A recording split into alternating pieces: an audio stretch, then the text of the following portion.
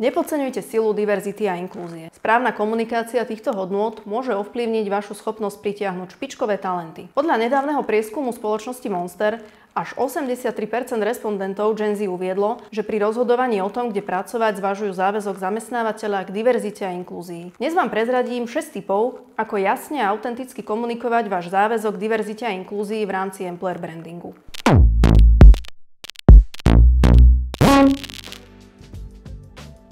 Vytvorte príbeh, ktorý odzrkadľuje hodnoty diverzity a inklúzie a podoprite ho skutočnými príkladmi a zážitkami vašich zamestnancov. Ukážte, ako tieto princípy ovplyvňujú ich každodenný život spoločnosti. Napríklad Airbnb zdieľa príbehy o tom, ako sa im podarilo vytvoriť inkluzívnejšie prostredie nielen pre hostí, ale aj pre zamestnancov. Medzi ich iniciatívy patrí napríklad testovanie bezbariérových ubytovaní a poskytovanie tipov na inkluzívnu pohostinnosť.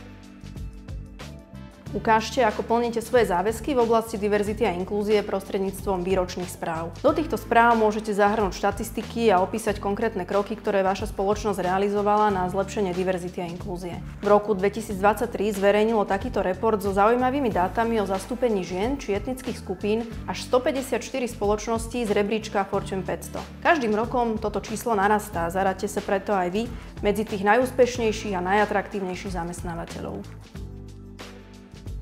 Využívajte sociálne siete na zdieľanie príbehov o diverzite a inklúzii. Zdieľajte videá, blogy a podcasty, ktoré ukazujú rôznorodosť tímov a inkluzívne projekty. Na sociálnych sieťach sa aktívne venuje komunikácii týchto tém, napríklad globálna poradenská spoločnosť Accenture. Jedným z príkladov je video o vytvorení bezbariérového pracoviska pre zdravotne znevýhodnených zamestnancov. Tento prístup ukazuje, ako Accenture nielen podporuje rôznorodosť v rámci svojej pracovnej sily, ale aj ako aktívne pracuje na integrácii a podpore ľudí s rôznymi potrebami a zázemím.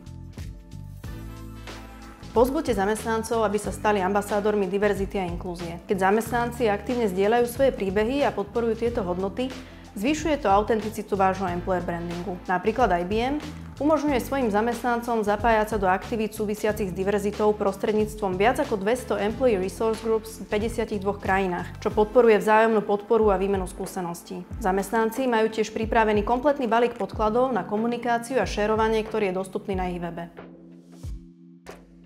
Spolupracujte s organizáciami a skupinami, ktoré sa zameriavajú na podporu diverzity a snažte sa získavať ocenenia za vaše úspechy v tejto oblasti. Príkladom je spoločnosť Salesforce, ktorá spolupracuje s organizáciou Out & Equal. Táto organizácia sa zameriava na podporu LGBTQ+ práv na pracoviskách a propaguje osvedčené postupy v oblasti diverzity a inklúzie. A nakoniec posledný 6. tip.